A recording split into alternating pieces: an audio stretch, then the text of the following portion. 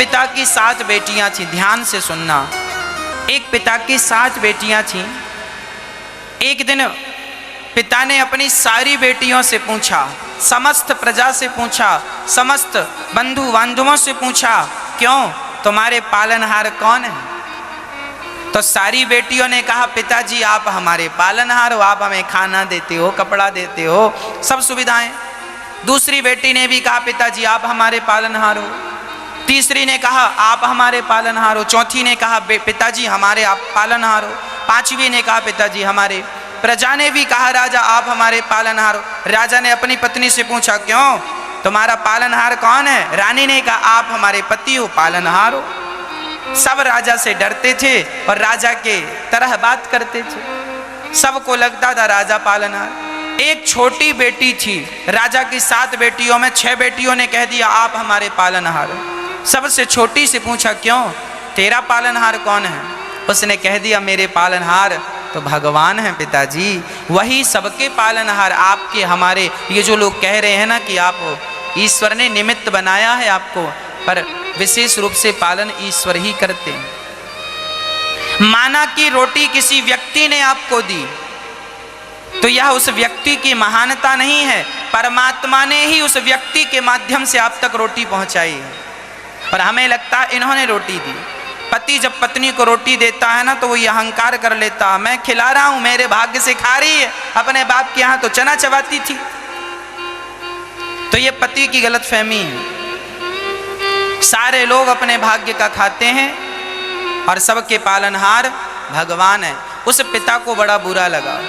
6 बेटियों ने तो कहा, पिताजी पालन, और ये बड़ा होशियार बन रही, भगवान अच्छा देखता हूं तेरा भगवान कितना पालन करता। उस पिता ने अपनी 6 बेटियों का अच्छे राजकुमारों से विवाह किया और उस 7वीं बेटी का विवाह जंगल के लकड़हारा से कर दिया, जो कि बीमार जंगल में पड़ा था, न देखने का अच्छा था, लकड़हारा था, जंगल में लकड़ी काट कर बेचता था, रोटी उसी से खाता, पर उसमें भी वो बीमार पड़ा, जंगल में पड़ा था। उस भूखे, जिसके शरीर में भरपूर कपड़े भी ना थे, उस भूखे आदमी से उस पिता ने अपनी बेटी का विवाह कर दिया और एक रत्ती, एक दहेज में 1 रुपए ना दिया और कह दिया, कहती थी भगवान पालनहार हैं, अब करे तेरा पालन भगवान। देख मेरा जो मुझे पालनहार मानते थे वो तो मैं राजकुमारों के घर विवाह किया, अब तू जंगल में पड़ी रह, मर, कहकर बाप चला आया।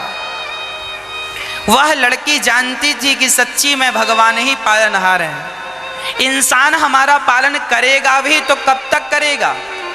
आप हमें रोटियां देंगे भी तो कब तक देंगे? महीने भर देंगे, 4 महीने देंगे, साल भर देंगे। हाँ, आदमी ना रोज देना तो मुंह बन जाता है। तो हम आपसे क्या उम्मीद करें?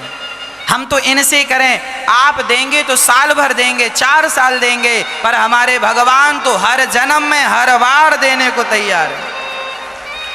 और बिना मुंह बनाए भगवान पालन करते हैं। जैसे बिना मुंह बनाए माँ बाप बच्चे का पालन करते हैं, उसी तरह भगवान बिना मुंह बनाए हम सबका पालन पोषण करते हैं।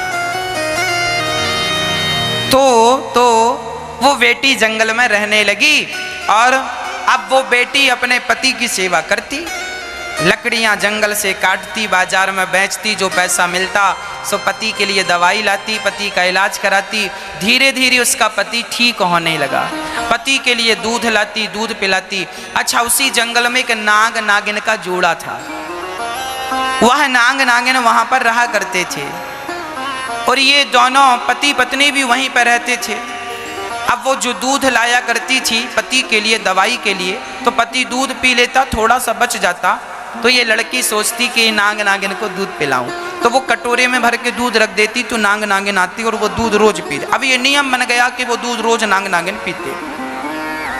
एक दिन नाग नागिन ने आपस में बात की, देखो ये लड़की कितनी अच्छी है, ये हमारी कितनी सेवा करती है, हमें दूध पिलाती है, और हमारे पास ना बहुत सारा धन है। नाग के पास ना धन होता है, मणि होती है, और जहाँ नाग ज़्यादा होते हैं ना वहाँ धन जरूर होता है, यह बात स्पष्ट है। जहाँ भी धन दौलत जमीन में गड़ी पाई जाती थी ना, वहाँ जरूर नाग होते थे।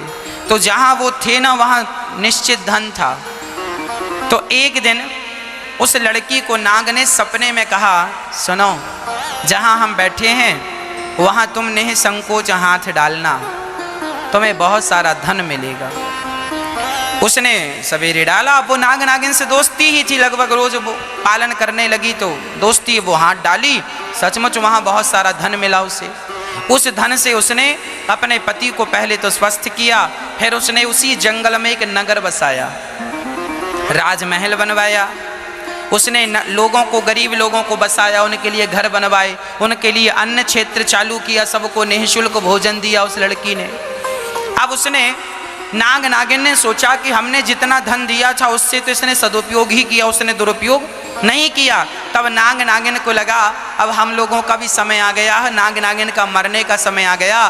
तो उन्होंने अपनी मणि उसको दे दी और कहा, बेटी इससे तू खूब धन सेवा में लगाना, और जहाँ हम हैं और धन है। वो दोनों नाग नागिन समय पूरा हुआ मर गए। उसने खोदा, बहुत सारा धन मिला, उसने खूब सेवा की, समाज की, भोजन खिलाया, घर बनवाया, सबको कपड़े बांटे, जो जरूरतें थी सब पूरी की, उसने सब कुछ दिया। एक दिन वो भोजन बांट रही थी तो उसने देखा कि उसके सामने उसका बूढ़ा बाप बैठा था और उसकी 6 बहनें लाइनों में बैठी रोटी के लिए हाथ पसारी थी। उसने रोटी दिया तो पहचान लिया, ये तो मेरी बहनें हैं। पूछा, ध्यान से देखा, पिताजी आप मेरे ही पिता हो ना? फलाने नाम पूछा। हाँ हाँ हम आप। तुम कौन हो? पिताजी हम आपकी 7वीं बेटी, याद करो जंगल में आपने एक लकड़हारे को दिया था, हम वही हैं। अब वो बाप अवाक रह गया, अरे क्या कह रही हो बेटी, तुम वही हो? तुम्हारे को हमने कहाँ दिया था और तुम कैसी हो गई? उस बेटी ने कहा, हमारा हाल बाद में जानना, पहले ये 6 बहनों का हाल बताओ। इनको तो आपने राजकुमारों को विवाह था, फिर इनकी ये दुर्दशा कैसी है कि रोटी के लिए लाइन में लगना पड़ा।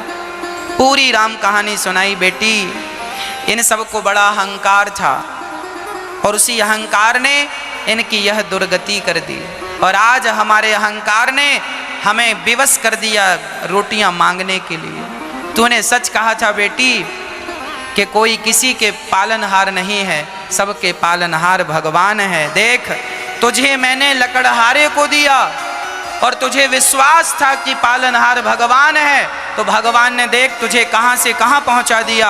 और हम अहंकार लेकर घूमते थे कि हम ही पालनहार हैं, तो हमारी दुर्गति देख तेरे सामने।